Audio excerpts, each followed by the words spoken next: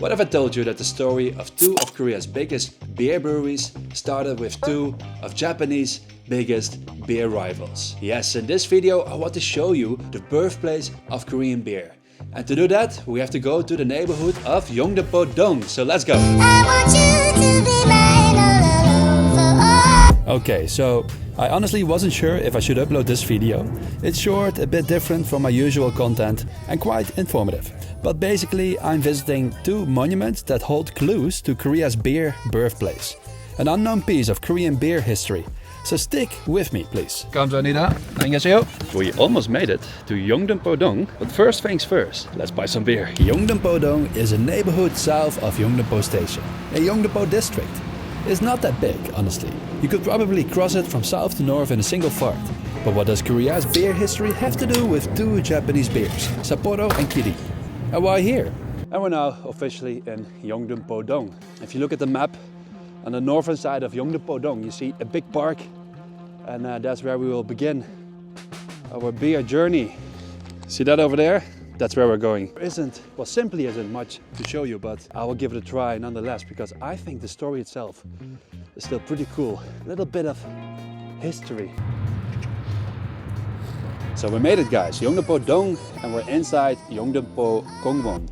And it is this park, this entire park used to be a beer factory. And there's another place in the south of this neighborhood that also used to be a beer factory. So what happened? In 1933, two beer factories established here. You have in the southern side, you have Sapporo, and on the northern side, you had the Kirin beer factory. Beer first entered Korea when the country opened its borders, with imports from China, Japan, Europe, and the US.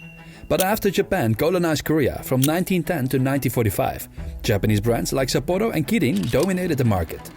Then in 1933, Dai Nippon Brewery, makers of Sapporo beer, established Korea's first brewery, known as Joseon Beer. Later that same year, rival Sohwa Kirin Beer set up their factory right where I'm standing now. Now luckily, Korea was liberated in 1945, and both those factories, they were handed over to the state. And after a few years, the state said, okay, let's privatize these two places. And Sapporo rebranded, it became Crown Beer, and then it rebranded again, and it became something we all know, Hyde Beer. And the Kirin factory also rebranded. I believe it was rebranded first to Dongyang Makju, but not for long, because then it rebranded to OB Makju, also a beer that we all know today. There were only two kinds of beer available 40 years ago, OB and Crown was the worst beer in the world, and OB was slightly better, and that was it. Now, unfortunately, both these factories have disappeared and turned into public spaces. Of course, the public park is great, but what I mean is, it's always nice to have some tangible remnants of the past.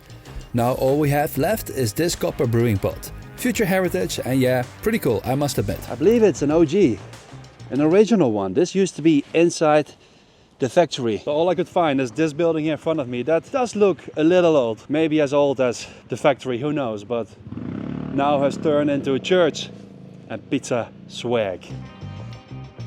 This is where we were earlier, Yeongdepo-gongwon. This used to be the Kirin, Gongjang, Makju Gongjang. Here's Yeongdepo-yok train station, and you can see it was located right next to the train station for obvious reasons. And then if you go more to the south, you will have the Yeongdepo Brugio apartment complex. And this is where the Sapporo brand, later Crown, and then Hyde Makju factory was located. The area between both former factory sites was surprisingly fun. A bit rough, but that's Yeongdepo, especially around the station. I enjoyed the many old, charming shops and a healthy mix of young and old people. This must be the coolest damas I've ever seen in Korea. Check this out. Seoul Citizens Patrol, a little damas, one of my favorite cars. Visually, one day I would like to buy one and travel around in Korea. Inside the damas. So we're inside the Brugio apartment complex, and it is here where the Hyde factory monument is somewhere. As you can see, overall the neighborhood isn't too interesting, quite residential, very calm, very simple. Here you only come for the monument and the Makju factory story, but I'll give that to you so you don't have to do it yourself. Here it is, the one and only reminder of the Hyde beer factory. A little monument, an explanation both in Korean and in English, and they say that it was located here because of the pure water. They had really high quality water with which they could make decent beer. Crown was the worst beer in the world. This is all that reminds us of that time. Alright guys, that basically concludes our little beer adventure. Short, small historical story. I hope you enjoyed it. See you in the next neighborhood video. Thank you for watching. Houdoe!